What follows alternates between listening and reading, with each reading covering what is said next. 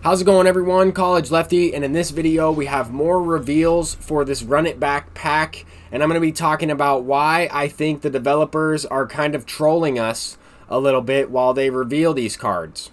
So over the last few days on Twitter, SDS or MLB The Show has been tweeting out some players that we will be getting in this Run It Back pack coming out on Friday at 12 p.m. Pacific time. So I kind of wanted to go in to the community market, look at some of the players that we've had released throughout the year so far. And we're obviously not going to go through each and every card, but as you can see, we look in the pack store, we don't have any special packs. This will change coming out this Friday. We should have this brand new Run It Back pack within the pack store. Now, I'm looking at 91 overall players within the community market because I want to see, who are the 91s. It's been a while since we've gotten 91s released into the game. A lot of them were throughout the first headliner packs, the first ranked seasons rewards, or I guess World Series rewards, and then also the first program. So it's kind of interesting that we are getting 91 overall players revealed. We had the 91 overall Elvis Andrus revealed yesterday, and that card kind of made me worried a little bit that they would reveal more 91 overall players, and that's exactly what happened. So we're going to go ahead and take you through some of the players that we've already seen. If you haven't checked out some of the previous videos, I'll have all the players that have been revealed so far in this video as well. But the 98 Paul Goldschmidt was the very first one revealed, and I immediately thought that this would be the base round for this pack. He's not an endgame first baseman. He is a good first baseman, but there are going to be better options just by simply playing the game and grinding XP rewards and, playing the game throughout the year. And maybe you're even using a first baseman from one of the other choice packs that we've gotten throughout the season. I know that some of those players play there in their secondary position. So we get another Billy Williams, or at least a diamond Billy Williams added into the game. And honestly, my first initial thought is that we should have gotten these players released much sooner. When we already have 99 overall players, end game, all around, 5 tool guys, then these players aren't necessarily as valuable. And it seems like to me, they probably could have released more headliner packs with some of these rewards. It would have made sense to see Billy Williams as a headliner, or maybe Paul Goldschmidt as a headliner. It seems like this is almost a choice pack of all of the extra legends and flashbacks and prime versions that didn't quite make it into the headliner selection, and they just put them in a choice pack, from what I'm understanding and kind of what I'm thinking about as I'm looking at some of these cards, right? So these 97, 96, 98 overall players are most likely going to be the mid round, or I guess the rare round for this Run It Back pack. And that's somewhat of a letdown. I think having these cards as the mid round doesn't really add as much value to these packs as some of the other ones, like the Ducks on the Pond with the elite players in it, as well as even the Beach Ball pack with just those 2 tiers. So we do have, a good amount of players in this one. They play the variety of positions. And what I mean by that is basically you can farm a starting 9 or a starting lineup with this choice pack so far, or at least pretty close to it. With that being said, though, these players aren't going to be, the best at that position, or even close to the best at that position. There are definitely better options for each position that they revealed one of these cards for already. But it does, it is content. It does give us some more opportunities to see a variety of teams out there in Diamond Dynasty. But as soon as I saw this card right here, I was thinking to myself, oh no, they're going to release more of these 91 overall players, or maybe 92, 93s, and this is going to be the base round, and it's just not really what the population, or I guess the community that plays this game, is looking for.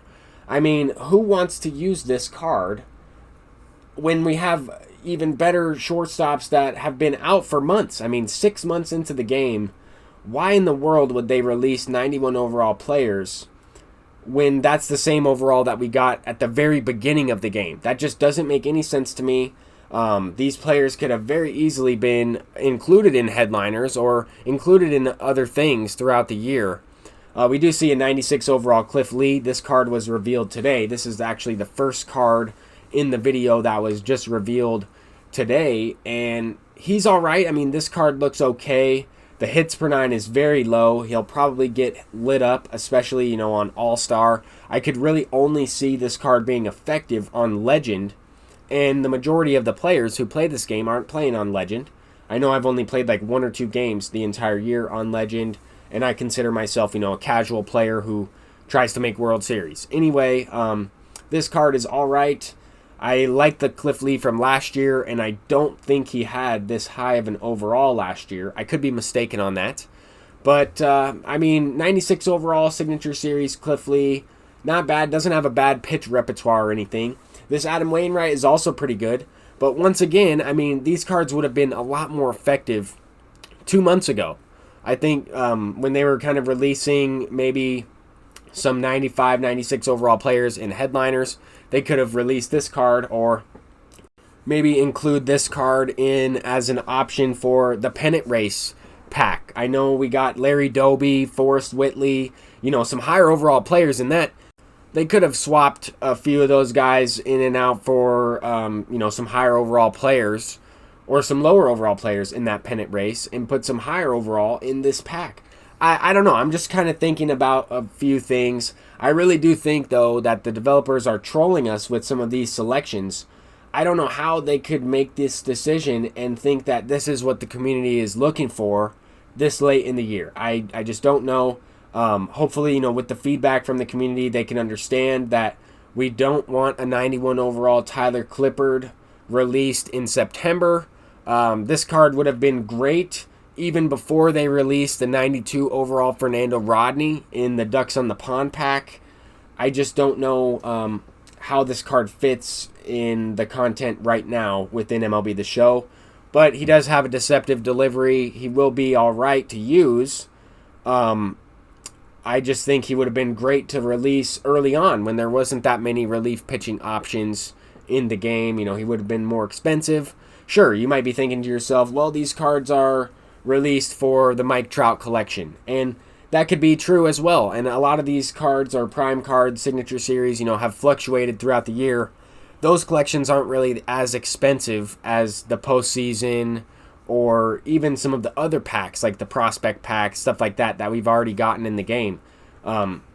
It just depends on the price range. But this is the pack I was talking about. This is the pennant race pack that we see, 95, 97 overall players in.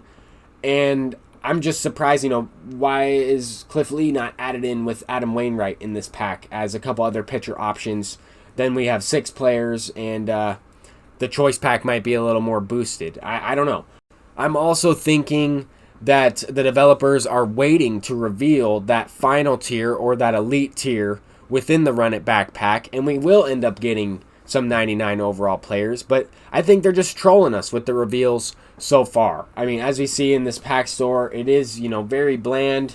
We only have the standard packs in MLB The Show, and these packs are awful. I've definitely wasted, 500,000 stubs on buying packs this year, but I did it just to show you, the odds, just to include some extra pack openings and some content in the game. I'm going to go through, the Ducks on the Pond Elite pack as well as the Beach Ball pack just to show you the comparisons in cards that we got in this thing. I'm sure you all know what cards are in here, but it's just interesting how we're getting lower overall players or players that probably should have been released earlier in the season. Who knows, though? We might get those 99s added in as the rare tier, or I guess the elite tier, I should say, as the rarest tier in the pack. But all in all, I just really don't know what to think about this Run It Back pack. At first, I was pretty excited about it.